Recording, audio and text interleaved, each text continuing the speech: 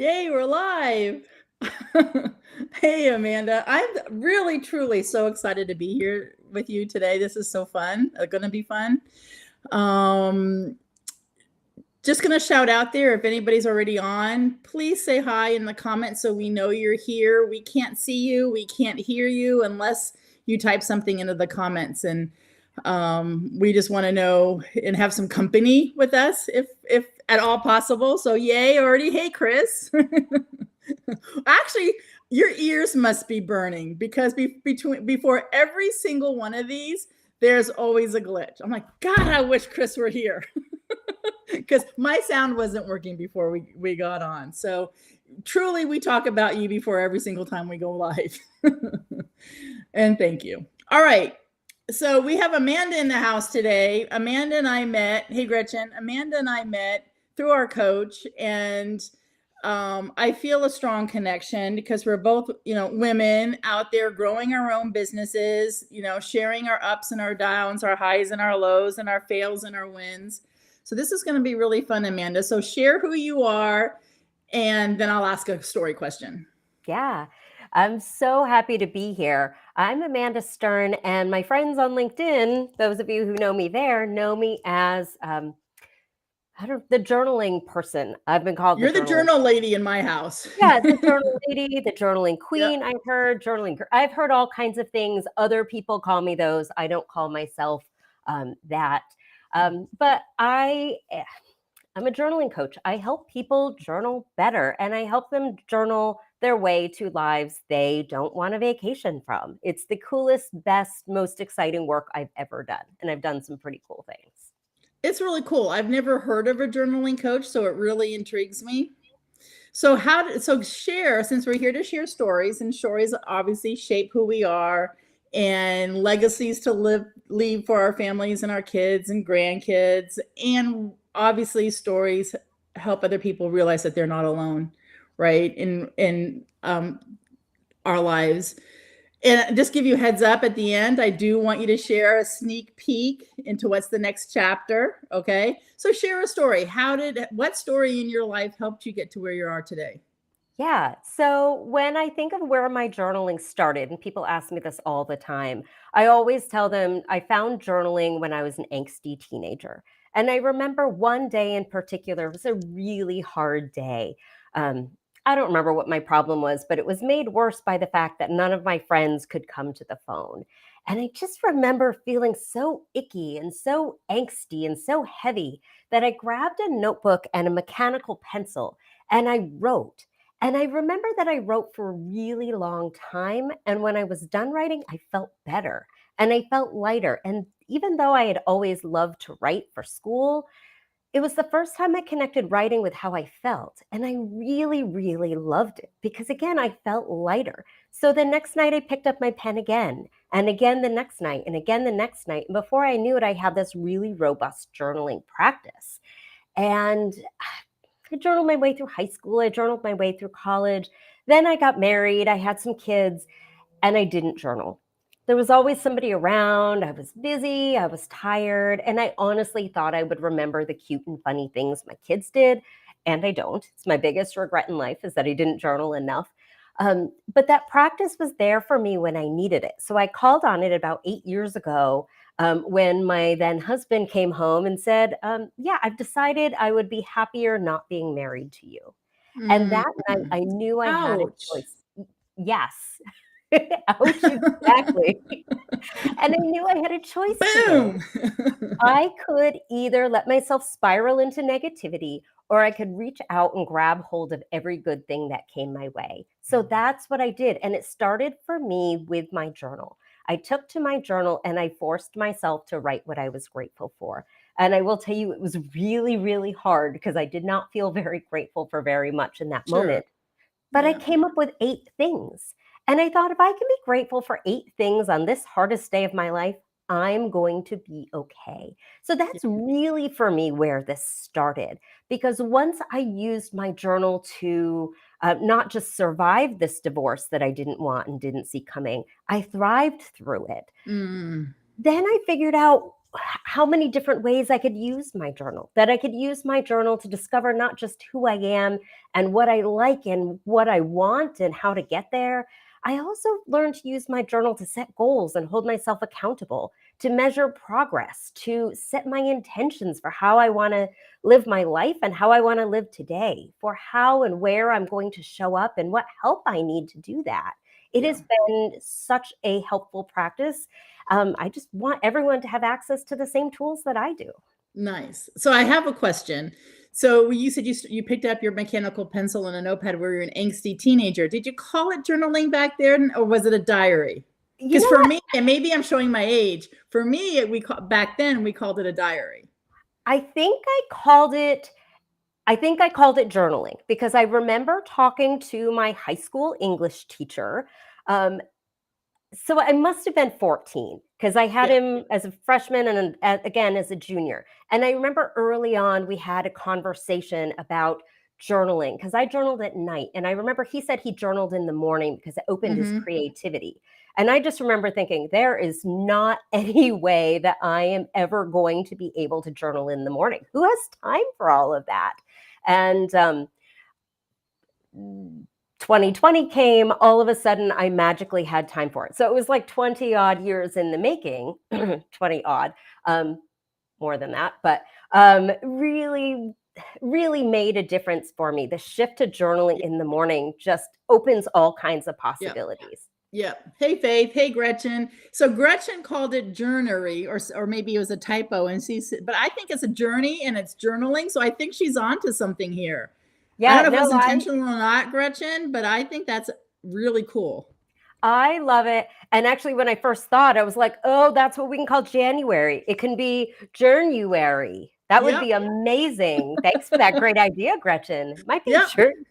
Great Oh, minds think such alike. a great Yay. idea. Oh, I need to write this down. I think that's awesome. See, so for me, and I grew up with a sister that was just a little bit younger than me, and I don't know if she's in here or not, so I'm not going to sister bash. I love my sister, but obviously she was a year and a half younger than me, so we had days we loved each other and days we couldn't stand each other, right?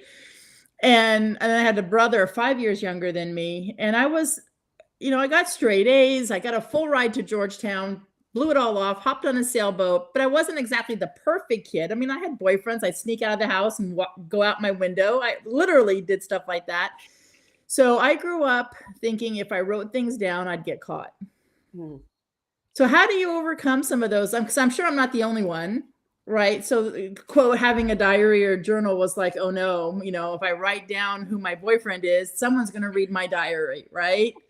Do you get that, or am I the only one? No, I hear that all the time. Anytime I have a conversation with somebody, anytime I teach a workshop, the question is always, well, what if somebody reads your stuff? Yeah. Um, and I don't have a super great answer because I have had the privilege of always having privacy. I Mm. grew up in a home where, I mean, I have an older sister who's a year and a half older. So we're flip flopped Flip flop. as Yep. you and your sister. But other than my sister getting to stuff, I doubt my brother did. He was 4 years younger. I probably wasn't that interesting.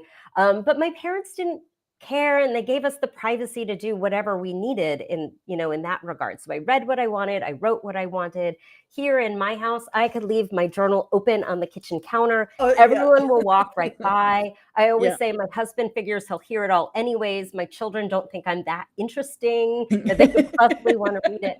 But I recognize that not everyone has this privilege.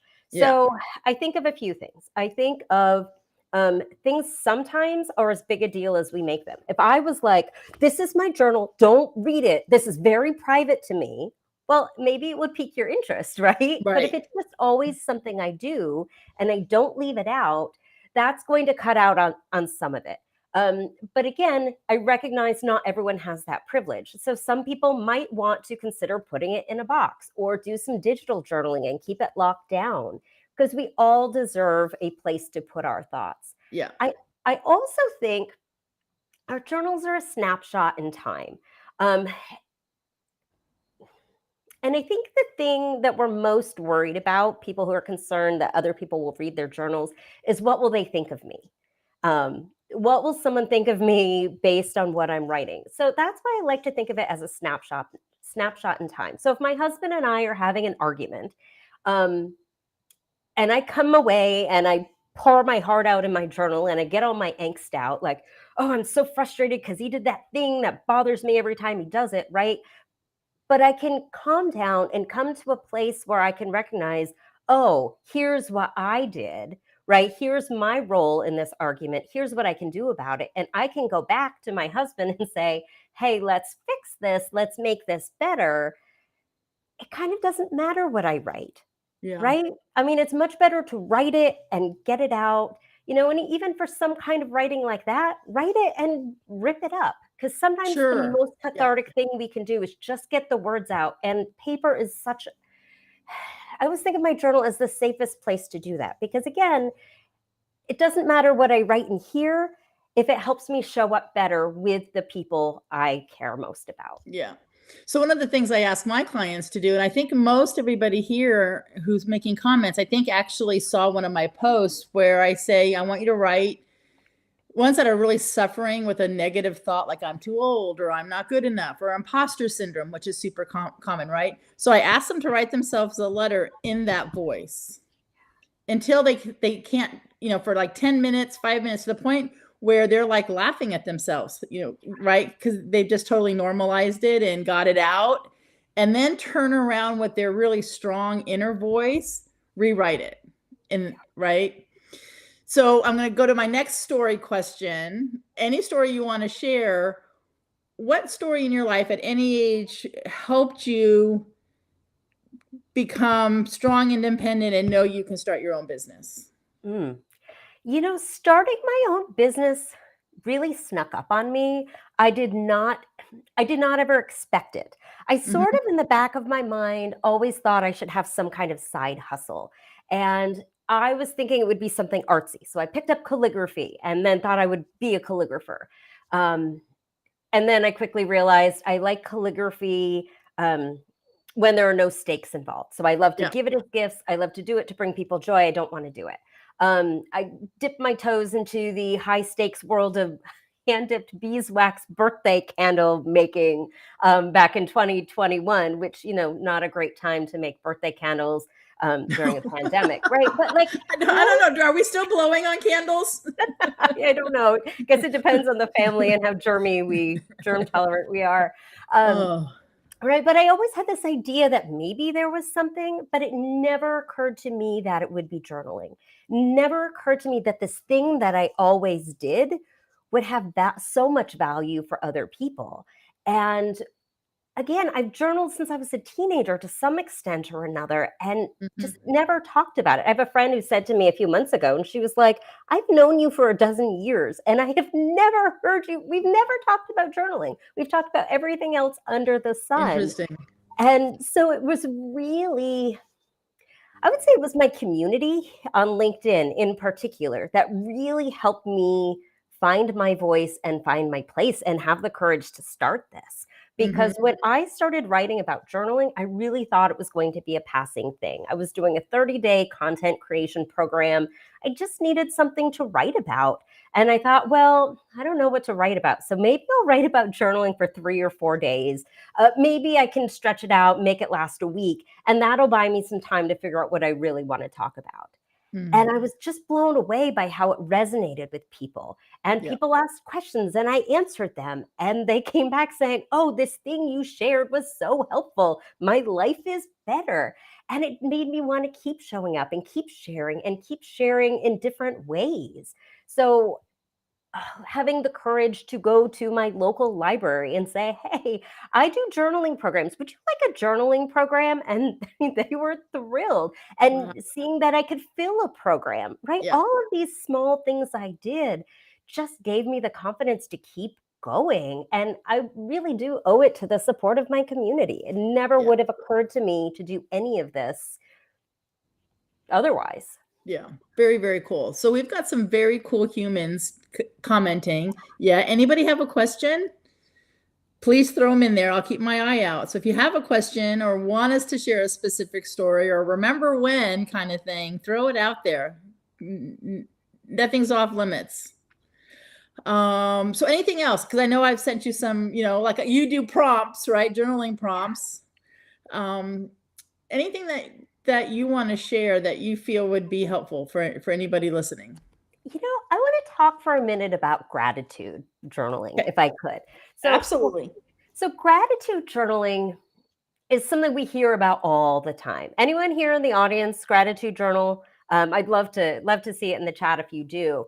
But it's something, again, we hear about it. We think it's important. Oprah tells us to do it. Therapists tell us to do it. Everybody does. Um, but how do we do it? People ask me all the time, like, how do you, is it just make a list of what you're grateful for? And people ask me all the time, well, what do you do when that gets stale? Because there are some things that just we're going to be grateful for every day. I'm grateful for my health and my family and my home and my car and my job, all of these things. So, how do you keep it from being stale? So, this is the practice that I absolutely love. I like to ask three questions. I ask, what am I grateful for? I ask, why am I grateful? And then I ask, how can I share my gratitude? And No, this is the total game changer. This is usually the example I give when I teach it in a workshop. I'm grateful for my phone.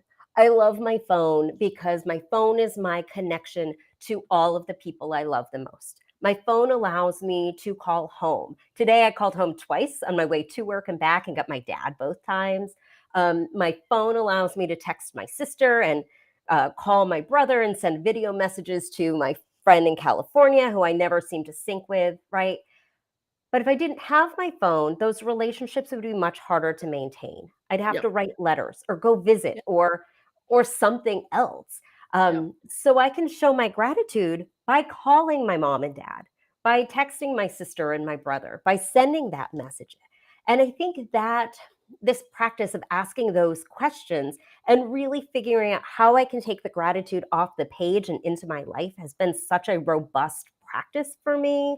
Um, and I've seen it be a game changer for other people. So I really wanted to make sure I shared that because I'm it's doing that helped me and I tomorrow. hope it'll I'm help doing you. those 3 prompts tomorrow. Absolutely. So we've got some questions. So Yeah. Faith has one. How do you use journaling to grow a business? And Well, then Gretchen has, yep. how can you not use journaling to grow a business? So I always say there are so many ways to journal, and different ways to journal will give us different benefits. And so we need to pair our desired outcome up with a technique that's going to help us get there. Yep. So in journaling for my business, um, I journal my goals. I journal about my goals. I journal my progress toward my goals. I journal my vision of what I want it to look like. I use my journal to capture all of my ideas. Faith, you and I should have a conversation. Oh, we're going to have a conversation next week. We're recording a podcast. There you Um, go. but let's totally talk about that because there's so many ways we can use journaling in our businesses. We can use journaling. Actually, I introduced my journaling group this week to a kind of journaling called interstitial journaling, which is really cool. Okay, say It's that word again. interstitial journaling, if I'm Okay. saying it right. But it's a way of journaling throughout your day. It's really cool. Where every time you stop, stop to change tasks, you just take a minute, you jot down the time, and you jot down what you did. So I don't do this very often, but every time I do, it's this huge game changer. It's a way for me to be accountable to what I'm doing, to be mindful about what I'm doing, and really stay on task and organized at the same time, if this makes sense. So I'll just read a couple entries from the last Okay. time I did it. 8:32. I finished journaling group today. Felt like a productive session. I need to add some columns to this document for them. 9:05. I put in 30 minutes of LinkedIn engagement. No real call to action on my post today. Just trying to be human and make connections. Made my bed. Tried to figure out what to eat for breakfast. Not feeling super great today. 9:49. I talked with Tracy on the phone today. Really wish I could find my journal program cards. I don't know how I lost them from my bed to my desk, right? And so I did this the whole workday, or the whole I was working from home day, and it was so eye opening to see how I spent my time, what got me off track, how I could get myself back on course. It was really, really cool. So check it out, interstitial journaling. If you Google it, the first article that comes up has been super, super helpful. So I see a LinkedIn post happening for you there, lady. Yeah. Yeah. Yeah, I do. Okay, so It'll be coming. Gretchen asks, what has been the most Mm. interesting learning you've had from personal journaling or a client journaling? Most interesting story or learning, sorry. Most interesting. I would say one of the most interesting things, and I've seen it in my own life, I've seen it with my clients, is our journaling journeys aren't always smooth and they aren't always linear. So I've seen so many people get really excited to start journaling, and they'll come up with one way to journal.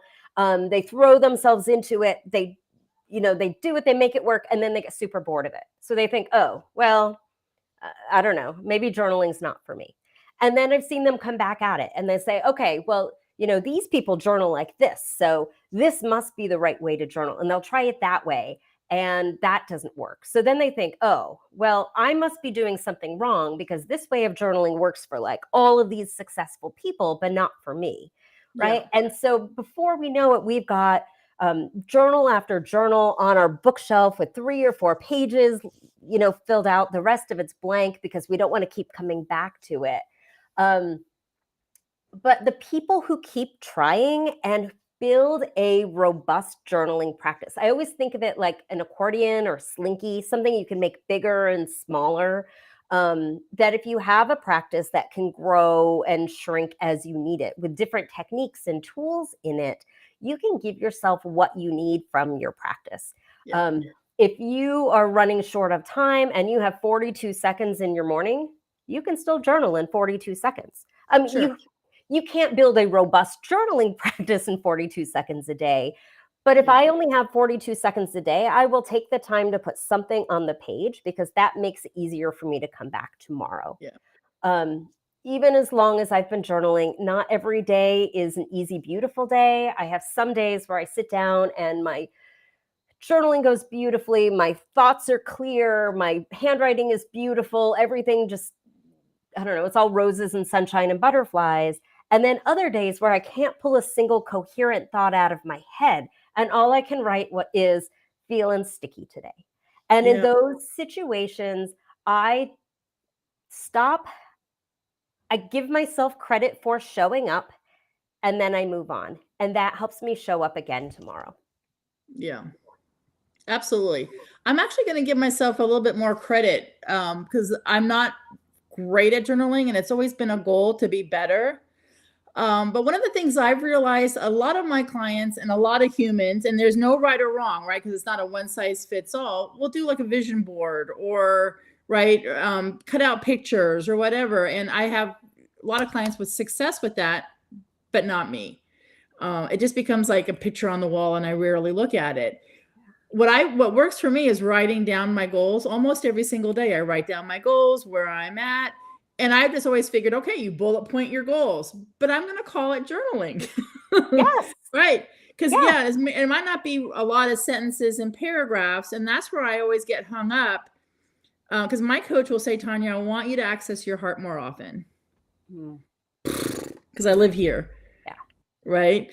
So I'm a work in progress. But I do journal in my own way. And I find for me, and a lot of people too, that when we write down our goals, often we connect with this, like meditating. And we were talking about that before we got on. When I'm meditating and feeling connected to the universe, I feel so much more, I feel better than just going about my day not feeling connected. And that's today. Today I've been a disconnect day and I don't like it. Well, it's funny you say that about journaling because journaling is something we all think we know what it is. Yeah. We think we know what it looks like, and we are both wrong we are both right and way too limited in our scope. Journaling is so broad, and there is a place in journaling for anyone who wants a place. If we want to dig into our feelings and the big uck of all the unresolved things we've never ever been comfortable dealing with, right? We could Yeah. do that in our journals. Yeah. Um, if feelings make us feel squeamish and we are not ready to go there, cool. We can gratitude journal. We can journal progress toward our goals. We can imagine out our future. We can make lists of things. We can use our journal to just describe what our days are like from the moment we get up to the moment we go to bed and keep really more a historical record of our lives and what our lives are like. Yeah. There's so many ways we can do it. And I always tell people there's no wrong way to journal. And if what you're doing is working for you, you are doing it right. Yeah. I'm high-fiving Faith because she's like, yay, and so Gretchen, so I'm going to let you respond to Gretchen while I high-five Faith. I have one that's a big old mixed media, hot mess, notes, stickies, papers, scrap pictures. So I think I'm a messy journaler. Cool. Sounds like fun. I know, huh? So I will just show you. I'm not really that interesting of a journaler. Every page of my journal looks kind of like this. It's not creative. It's not imaginative. I just put the words on the page. And this totally works for me. I get people ask me all the time, like, oh, do you bullet journal? And the answer is no, because in my mind, even though the system was not created to be super artsy and Pinteresty, that's what it's become. That's what I would want my journaling to look like if I bullet journaled. And I know myself well enough to know that I get caught up in all this stuff, the pens and the layouts and the stickers and the embellishment, and then I wouldn't do any actual journaling. So for the people who can make it work for you, I think it's amazing. I think you're amazing. But we all have to find what works for us. So if it's messy, cool. If you're having fun and you're getting what you need, that's what matters. So there's no right or wrong, right? And I think that's where I was getting hung up, like, oh, I'm not doing it right, or bullet journaling. That's if I bullet journal, that's journaling, right? So love it. All right, so we've been sharing about journaling. We're going to kind of pivot because of our time. Let me see where we're at. Yes. I asked this of everybody, so there's a little bit of accountability here since we're here. Is what's a peek into your next chapter? Yeah. What do you want to share and throw out into the universe? What's next for Amanda? So what's next for Amanda is the next round of her journaling program. I've got an 8-week program I call Better You, Better Business. It was originally conceived as journaling for entrepreneurship for people who are building a business or growing a business or feel entrepreneurial in any way. Today, I just wrapped up at, round 1 of this program. Yep.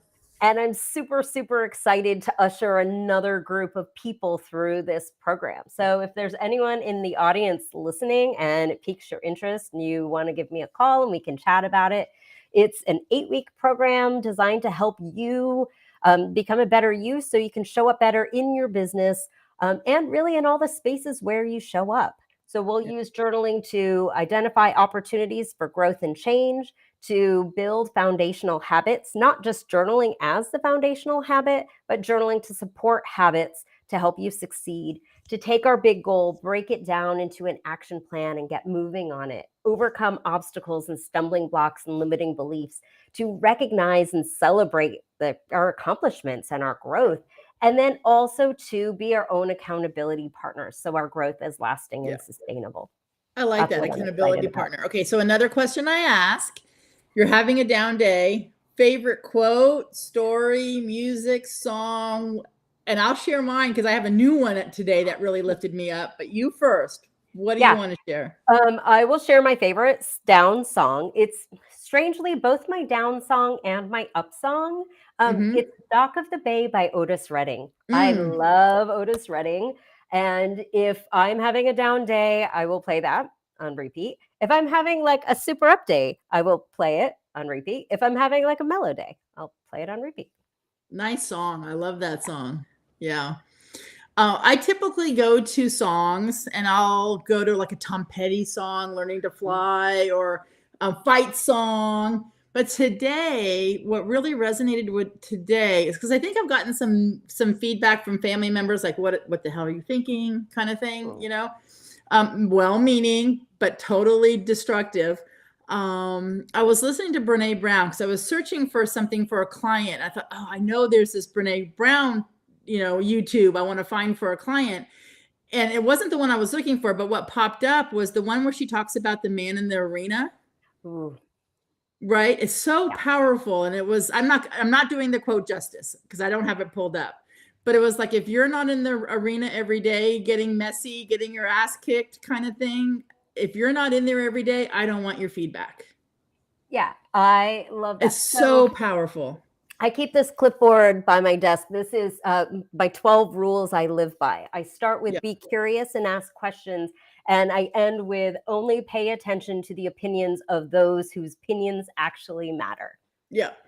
Yeah. Yep. I don't want any backseat drivers telling me what I should or shouldn't be doing. And it reminded, that quote just reminded me. So I need to print it out and have it out more often. Yeah. And for absolutely. anyone who has not heard it, that's Teddy Roosevelt, the man in the arena. Yep. Yep. Okay, so that'll be my LinkedIn post. Tomorrow you have one on journaling. Yes, and I write about journaling every day, so that should be super easy. Yeah, it's so repeat that sentence, that word again, the kind of, because I'm going to Google it. Interstitial journaling. Interstitial journaling. Okay, Yep. either that or I'll just wait for your post. Yeah, there you go. Okay, so before we stop, tell everybody how they can find you. Like on LinkedIn, is there any place else they can find you? Go for it. Yeah, you can find me on LinkedIn, and you can find me at goodthingscometotosewhojournal.com. Nice. All right, thank you, Amanda, for coming on today. I really enjoyed our time together. Thank you everybody for joining us and keeping us company and making comments and asking questions. It makes it so much more fun and comfortable when we have company. So really, truly, thank you for taking your time to be here. And see you on LinkedIn or wherever we normally connect. Awesome. Thanks so much, Bye, Tanya. everybody. Thank you, everyone.